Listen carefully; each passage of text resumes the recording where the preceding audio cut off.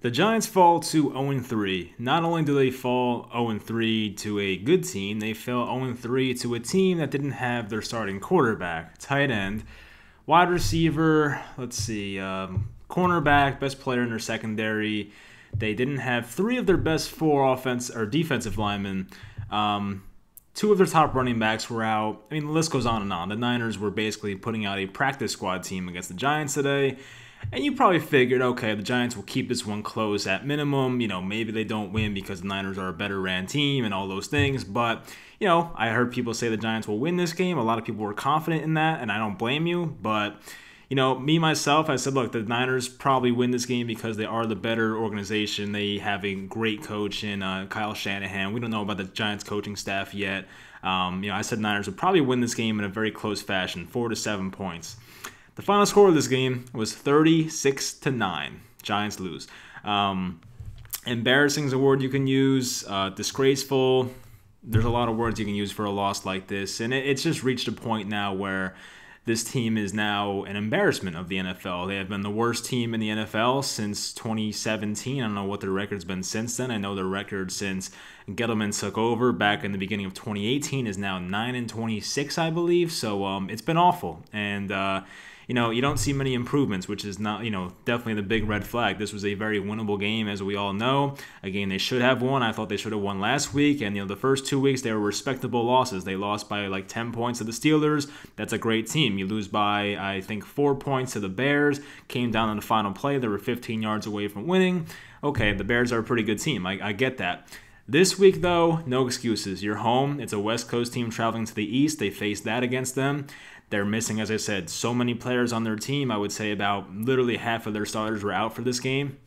But the Giants still find a way to go out there and be an embarrassment. And it's just reached a point where it's too much. And we will talk in the future about front office and what kind of changes they have to make and all these type of things and what type of trades I think they should make. I actually have a bunch of templates made out for that. So, I was kind of prepared for this. So I'll have a video out maybe tomorrow going over, what I want the Giants to do for the trade deadline, for the front office, and what type of interviews I think they should have for the next GM. Because I think we all know by now, Dave Gettleman has definitely overstayed his welcome. I was disappointed when he came back for this year, to say the least. And to me, it didn't make sense to just get a new head coach and bring back the same GM. It made no sense to me. Now, with a potential new GM coming in next year, they might have to blow this whole thing up again, which is why it just makes no sense to do a half-ass, let's fire the coach and keep the GM type of thing. I just don't get what way John Mara likes to operate. It doesn't make sense to me. But now we're in a world where it's a possibility where an entire new coaching staff comes in once again next year because a new guy might come in at GM. Now, we'll see. The regular thing John Mara would do is probably just promote Kevin Abrams from within, do something he's familiar with. But for me, it has reached a point where things have gone wrong here for so long and for too long that do you really want to do that once again? Now, I don't know too much about Kevin Abrams. I know he's good with the cap management. He's done some nice things for this team, but we don't know what he's like with player evaluations and things like that. My point is, bring in a fresh new voice, someone from a different organization to be the next GM. I am tired of these in-house promotions and things like that. I don't like it. Just bring in somebody from a different organization, get a different voice, different point of view, and maybe things will start to change here. Don't promote someone within the organization because you'll probably get nothing done. So that's my little rant, and we'll get into it, as I said, in the next video, maybe tomorrow or Tuesday. I'll come out with a video. I get my wisdom teeth out Wednesday, so I probably won't be talking for the next few days after that. But I think I'll try to get a video out before, in the next couple of days at least for that video. So if you're interested in that, then stay tuned. But for now, we will get into this game, and we will start with the offense as we always do. So we'll start with the quarterback position. Daniel Jones was 17 of 32, 179 yards, no touchdowns, 1 interception. And on the ground, he had 5 rushing attempts for 49 yards. The Giants actually ran some read options today, so that was definitely a positive. We never saw that the first 2 weeks. Don't know why. Jones, overall, in my opinion, it wasn't that good. I'll be honest, it wasn't that good. The interception was ugly. He missed a throw to Ingram at I don't know when it was, maybe the third quarter. That should have been completed. It just wasn't the performance that made me optimistic. I'll put it that way. Golden Tate, 5 catches, 36 yards. Darius Slayton, 3 for 53. He had a big catch at one point. I forget when it was, but he had a nice catch in there. And Evan Engram, 3 catches for 22 yards. So, of course, there was that play in the first quarter. I think it was the first drive. I don't know if I wrote it down or not. But the play where they tried to do a pitch to Evan Engram, and he just completely dropped it. I don't think the pitch was that bad. It was a little behind him, maybe like right here when he was going that way. So, okay, but still, should have caught it for sure. Engram fumbles it. Ball falls between Jones and Engram. 49ers defender jumps on it. They get the turnover. So, that was terrible to see. Then there was the Jones interception in his own territory during the 2-minute drill before half. Eyed his receiver down for too long. Fred Warner's a great linebacker, made a great play, and it's a ball you can't throw. I mean, he did kind of the same thing last week. I know in Chicago it was Engram that slipped and fell, but this one I really can't blame on Engram. This is more of the quarterback making a bad decision. The offensive line wasn't terrible today. I think Andrew Thomas got overmatched at some points. I noticed that at least. I think Jones was sacked 2 times. Their run blocking wasn't great. It was same as usual. I mean, their run game basically did nothing, if I remember correctly. I think Devontae Freeman might have had 5 carries for, I think, 10 yards it might have been. I'm trying to find it real quick. And Dion Lewis, I feel like maybe got 1 or 2 carries. Wayne Gallman didn't do much. So I think, no one really got a bunch of carries in this backfield.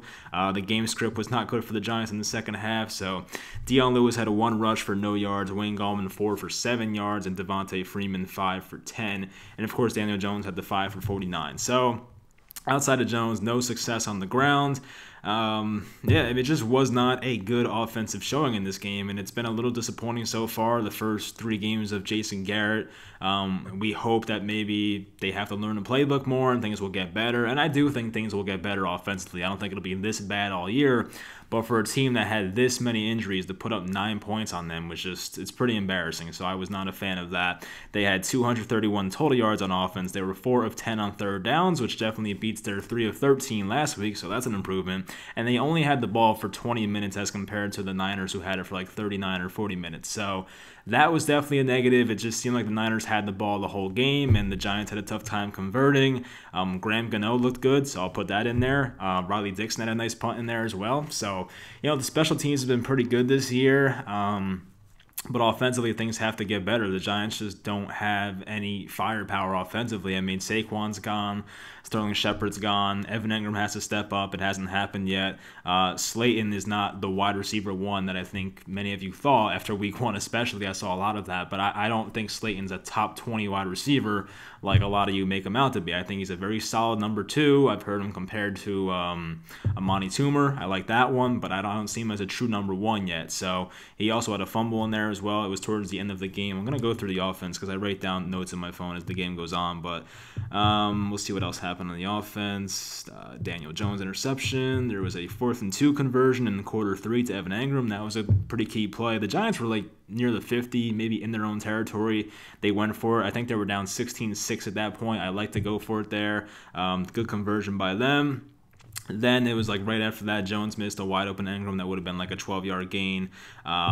Slayton had a hold on a Jones run that would have been a 12-yard gain as well. So the Giants just, flat out beating themselves as usual.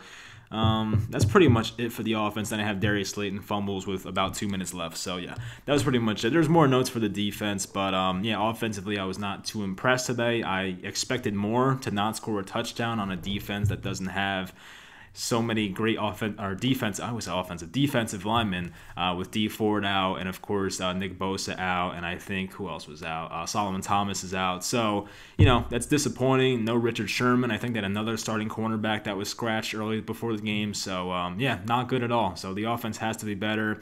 The offense will face the Rams next week. They've been pretty solid defensively. Now, I know they got blown up by the Bills today, but the Bills' offense is on a much different level than the Giants right now, so don't take too much stock into that. But with that being said, let's get into the defense. So defensively, things started out pretty well. They held them to 6 points throughout most of the first half. I know the last 2 minutes or so, they got in the end zone on a McKinnon run, I think it was. But I would say throughout the first, I'm trying to do math here, the first 28 minutes. I would say the defense held up pretty well. They definitely started to give up. It seemed like towards the end, a lot of missed tackles. I don't know if that was technique or just guys kind of just bailing out and not wanting to play, but it did not look good later in the game. I mean, there was that screen pass to who was it? Jeff Wilson. They didn't look interested in tackling him. The end arounds to Ayuk, the Giants had no idea how to cover those. There was one early in the game, there was one later in the game, and they looked very lost. There was one that went for a touchdown, I think, on an end around to Brandon Ayuk, and the whole defense went to the left. Ayuk was with the ball on the right, and it seemed like everybody was fooled for it. That kind of concerns me because the Niners do this type of stuff a lot. It's not like it's the first time they're doing an end around, so like to not have that in the back of your mind as a defense and not have one player realize like, oh, maybe they're going to do this end around again was a bit concerning to me. So, didn't like seeing that. Now, I will say, to the Giants' credit, I think the refs screwed them on one call. Leonard Williams got a sack. Good for him. Did cause a fumble in quarter number 2, but the refs called it dead before the ball, well, I guess during when the ball came out. Basically, it should have been a fumble that went the Giants' way. The Giants would have had pretty good field position. It would have been like the Niners' 40-yard line maybe. The refs blew the play dead. I'm not sure why they did that, and it was too soon, but the Giants could have had the ball there. Not saying they would have won the game, but it definitely changed. It would have changed the momentum for sure in the Giants' favor if they got that fumble. I've definitely been hard on this guy, but Isaac Yiadom definitely made a couple nice plays in this game. He saved a touchdown at one point. The ball was a bit underthrown or even thrown to the guy's left when it should have been out towards the sideline more. But he did save a touchdown, so I'll give him some credit there. I thought Yiadom was all right today. Jabril Peppers had an ankle injury. He did not return in this game. So, Peppers, as I've always said, the past 2 reactions has kind of just been like, not really too involved, and today he gets injured. So it's been a definitely disappointing season for him. The Giants picked up his 5th-year options, so I think he's here next year as well. But, I mean, it's been pretty disappointing for Jabril so far. Hopefully the injury's not too serious because I don't want to see Nate Ebner on the field that often. Logan Ryan and James Bradbury, they had some really good moments in the beginning. I think Logan Ryan had a nice tackle, a nice pass breakup as well when he was in zone coverage. And James Bradbury had a couple nice pass breakups. But as the game went on and guys started to kind of just like zone out and just seemed like they weren't trying as much, it started getting worse on defense, and for those guys especially. So I mentioned before the touchdowns were not good. I'll go over in my phone the exact moments I want to talk about. So Yiadom saved a touchdown in the first quarter. There was a holding call that took away a San Francisco touchdown in the first quarter, and then Jordan Reed had that touchdown late in the first where I don't know if he had 1 foot in or had no feet in. It looked like he hurt himself on that play, but he came back, so they almost had a touchdown there. Quarter number 2, Logan Ryan had a nice pass breakup, and then this was a bad play. I have to bring this one up for sure, and I love this kid, so it makes me, hurts my heart to say it, but Darnay Holmes had a very, very, very dumb penalty on a 3rd and 22, illegal contact, and, Nick Mullins and the Niners offense were not pushing the ball downfield, especially on, passing plays too much, and 3rd and 22 seemed like it wasn't going to happen, but, of course, Darnay Holmes gives them an illegal contact penalty, which gave them 5 yards, but it also gave them a fresh set of downs and now made it a 3rd and 22 into a 1st and 10. So that was terrible. Can't have that. I'll say rookie mistake, but yeah, can't do that. Terrible situation to do that. Let's see what else. Ayuk touchdown, went over that one. Oh, this one, another one. Quarter number 3, the Niners had a touchdown. I forget which touchdown it was, but basically then for the extra point, the snapper, they had a lot of problems, by the way, the Niners with their long snapper and their holder.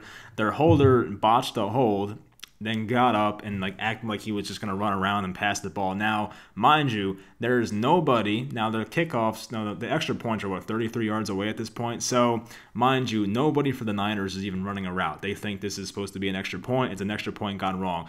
The holder is out there, left out to dry. It should have been an easy, Giants make a tackle, go to the sideline, save themselves a point. But, of course, what the Giants do is Lorenzo Carter, I think it was, grabs the guy's face mask and brings him to the ground. Why? I don't know. So it cost the Giants a point. It's not something to be picky about, but I've heard so much about, the Giants are so disciplined under this new coaching staff. Well, what the hell is that? That is an awful penalty.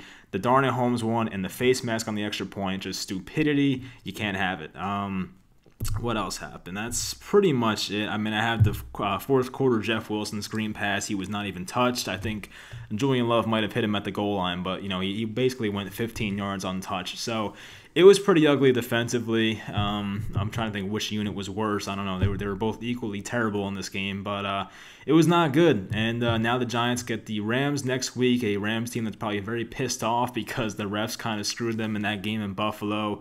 The Rams came back from a 28-3 deficit, took the lead late. It was 32-28. Then, of course, Josh Allen and the Bills came back and won that game, but they are probably not too happy right now. I would not want to play the Rams next week, and unfortunately, the Giants are going to do that next week. So it's going to be rough. I think I might have saw somewhere the Giants are already, or the Rams are basically 9.5-point favorites next week, which would be pretty hilarious. I mean, I don't know if that's the case. I have to look, but that's not good. I mean, I'll basically say right now the Giants are probably not going to win next week.